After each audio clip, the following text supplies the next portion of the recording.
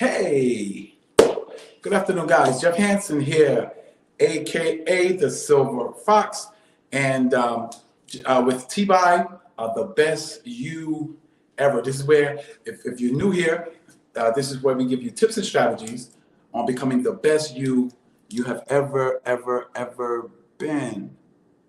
Okay, just looking at there was something posted, so I had to look. All right, so what are we sharing today? Really good topic today. It is the power of uncomfortability to literally power you to success. And a lot of times, what I do. I share tips and strategies, the things I've learned, from my mentor and things like that help me really start to change and transform my life. And one of the things he taught me, he said this to me. He says, and it was so funny. He says, Jeff, do you notice that people that are unsuccessful strive to be comfortable, and people that are highly successful strive to stay uncomfortable? And I thought about that and I said, yo, that's really powerful. And then he told me, he says, Jeff, don't you understand that when you're comfortable, you won't move? And then I thought about a story I'd heard about an individual, if you're in the bed and it's late and you're in the bed and it's a cold night and you got that nice comforter on you and you're nice and warm and you're nice and comfortable, the last thing you want to do is move. The last thing you want to do is go to the bathroom. The last thing you want to do is get up and, we got remotes now and I show you how old I am, But the last thing you want to do is have to get up and do something because you're comfortable, you're warm, and you're comfortable. But on the other hand, let's say you're in the bed and it's a cold night and you have that one sheet on you and you're cold. What does that also mean? That means you're uncomfortable. That will make you get up and go find that comforter. That will make you get up and go turn the heat on or something. It'll make you move. Uncomfortability there's something called inspirational dissatisfaction, meaning whenever you are dissatisfied with something, that's when you have the power to move. That's when you have the power to change it. Because and mind you, there's levels. Because there's also a story I remember about a guy, he's going cross country. He ran out of gas, so he went into this old kind of ragged gas station. And he went in there to get some gas. And as he was coming in, he heard this sound, oh. And he was like, man, I didn't know there was wolves out here, right? So then he tells the guy, yo, hook me up with the gas, blah, blah, blah. And so the gas station attendant, older man, and he was talking to him and he heard the sound again. Oh, right? So the man says, sir, excuse me, what is that? What is that sound? I mean, yo, I didn't know there was wolves out here. So the guy says to him, he says, oh, that's not a wolf. That's my dog. He's laying on he's over there near the cabin, and that's him making that noise. He said, well, why is he making that kind of noise? He says, well, he's laying on a nail. So the guy says, he's laying on a nail? He said, yeah. He said, so why don't he just get up and get off of the nail? He said, because the nail is not hurting him enough to move. It is only hurting him enough to complain about. And see, in a lot of times in our lives, I can tell you right now, there was times in my life where I was so comfortable, I didn't want to move.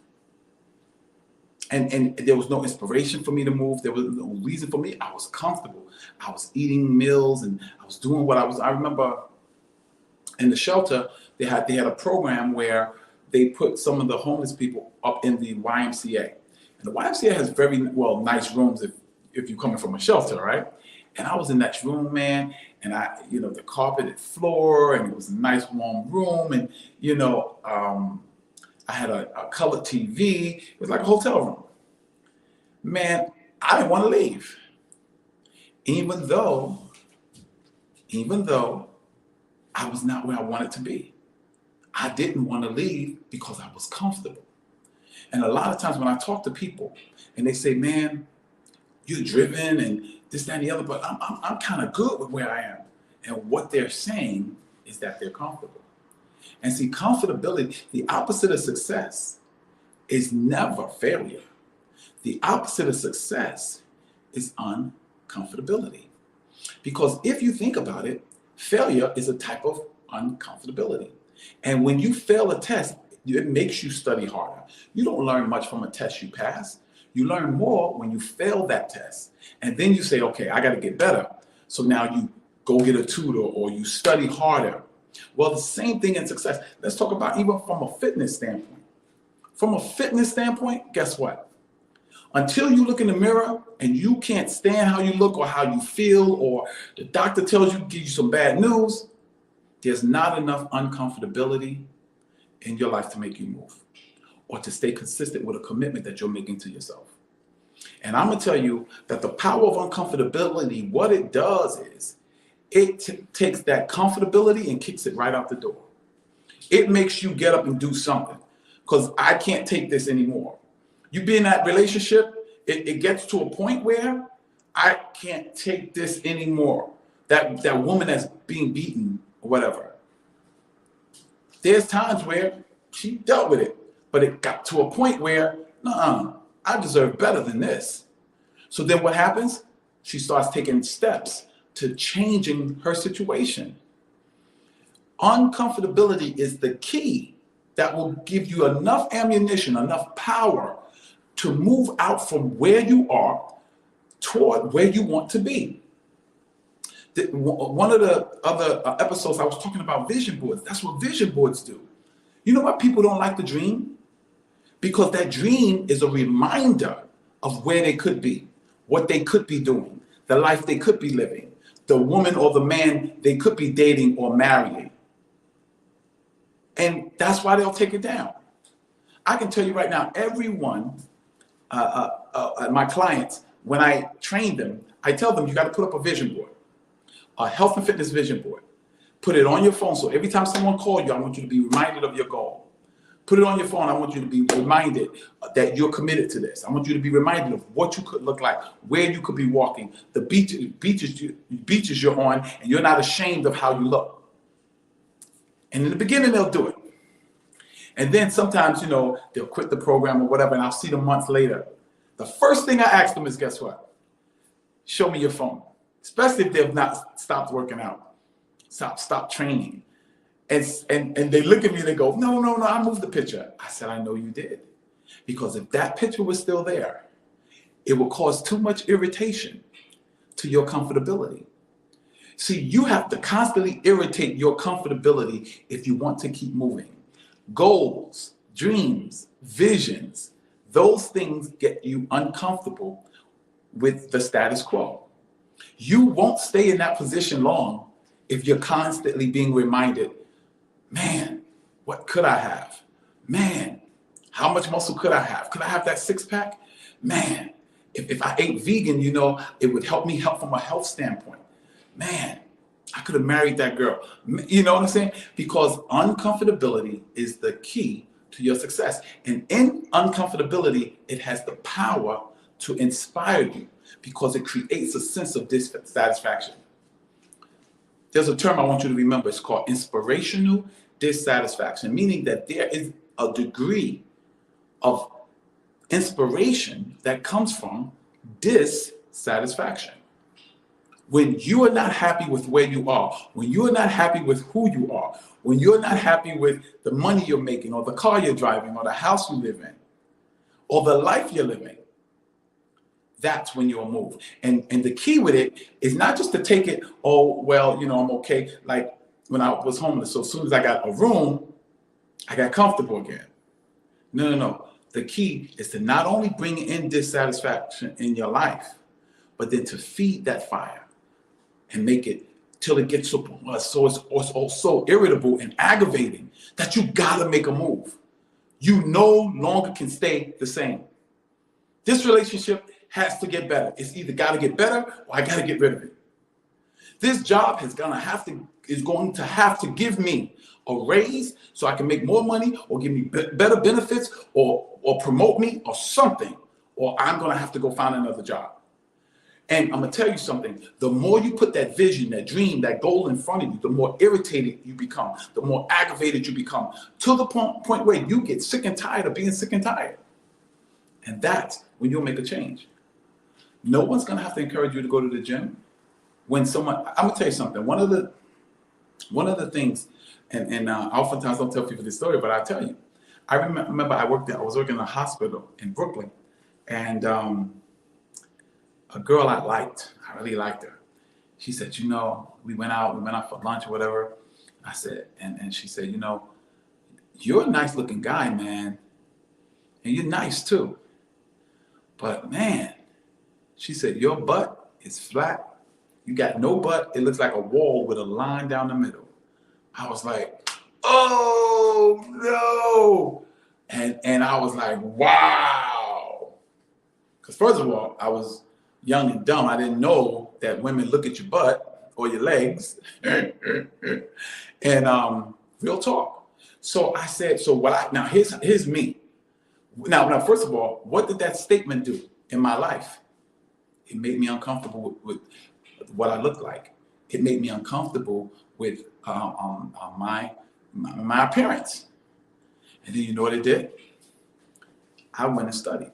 I said, so how can you get a butt? I studied, found out that your gluteus maximus is a muscle. When I found out that was a muscle, I was like, okay, what exercises the gluteus maximus? Squats. So I started squatting, boom, boom, boom, boom. And I mean deep squats, like no partials, all the way down, all the way up. I'm gonna tell you, till this day, I think the most impressive part of my body or my physique is my legs, because I focus on legs. And the days of my butt looking like a wall with a line is over. I got a little butt back there. But the thing is that it brought dissatisfaction into my life, and it inspired me to do something, to become better, to do better, to go where I'd never been before. It inspired me. It actually got me into weight training. Because the type of training I was doing was martial arts or running.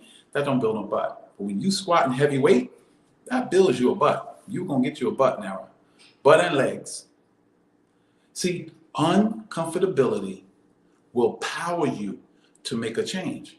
But you got to keep it in front of you. You can't just think about it one time and then go away. Remember, it's what you meditate on. Remember, what you dwell upon is your request to the universe, or your request to God, your prayer to God. Your prayer is what you set your mind on. You have a mindset on that thing. So I started concentrating and focusing on the things I wanted and putting those things up around me to increase the irritability, the aggravation of where I presently was. I got tired of being 180 pounds. I got tired of being 190 pounds because my vision board had 225, 230 pounds. So I got tired of it. And the more tired I got of it, the more I drove, the more I was inspired to do something different. I got tired of eating the same old things and not gaining weight, working out, but not gaining weight. I got tired of it. So it made me change. Uncomfortability is the key to your next level. Uncomfortability is the key to your wealthy place. Uncomfortability is the key to your relationship becoming better, because you'll do one or two things. You either lead a relationship, or you sit down with your mate, your spouse, whoever it is, and say, listen, let's work on this, because we both love each other and we want our relationship to work. So let's do something different. Let's do something other than, just let this thing fall apart. And that's when change comes. You'll never change if you're the fastest in your group. You'll never change if you're the smartest in your group. You should always strive to be around people bigger, better, smarter, wealthier than you are, because that inspires, that it creates a sense of dissatisfaction. Now, you're going to enjoy some things in your life. I'm not saying don't enjoy some things in your life, but I'm saying keep some goals out there and things like that, so that there's areas of your life that you'll still strive for, that you'll still move toward. You see what I'm saying? Don't let, as Bane said in Batman, I know some of you guys don't watch the movies like that. But in the movie, The Dark Knight Rises, Bane, who's the bad guy, was fighting Batman. And as he was beating Batman up, he told Batman, he said, yo, we've been trained by the same guys. So why am I beating you? Because your success has defeated you. And what he was saying to Batman was, you got comfortable fighting gangsters and beating up gangsters and beating up muggers and stuff like that. Now you're coming against someone that's trained like you, your next level. And guess what? You're not ready. See, it's better to be prepared for an opportunity that isn't there than to have the opportunity and not be prepared. The power of uncomfortability to power you, or let me put it like this, empower you to succeed. You know what the word blessed actually means? It means empowered to prosper. Well, I'm telling you, a state of uncomfortability will move you towards your goal. A state of uncomfortability will get you to your next level. You won't even have to worry about running out of gas or using willpower. No.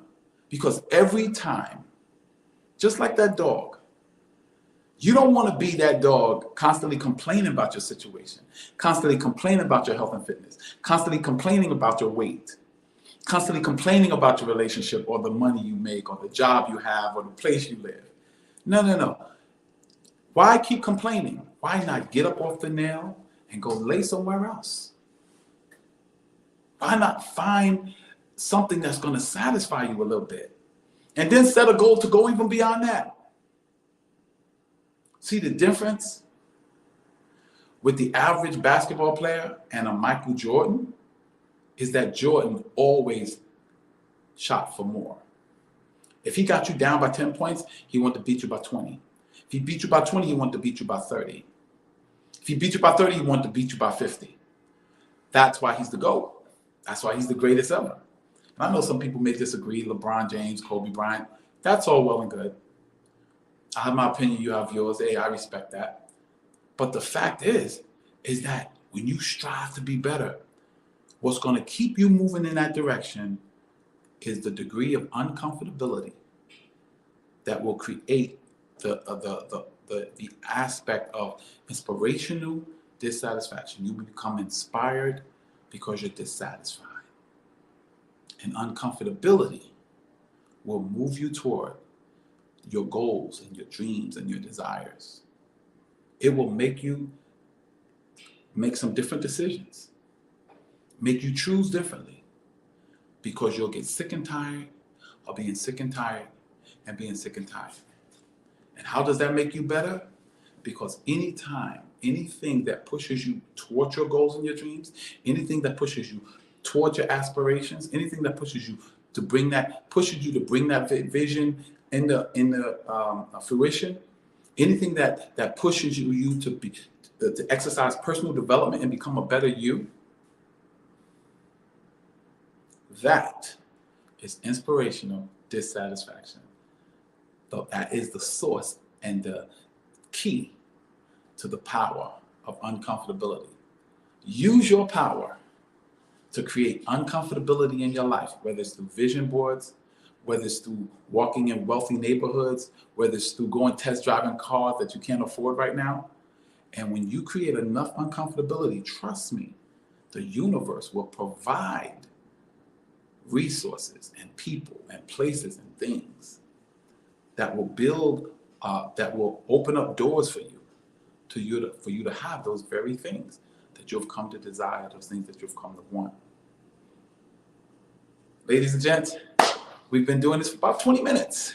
I hope something I said motivated you. I hope something I said encouraged you, move you in that direction, make you think a little bit different, make you do a little bit different, make you implement some of what I said.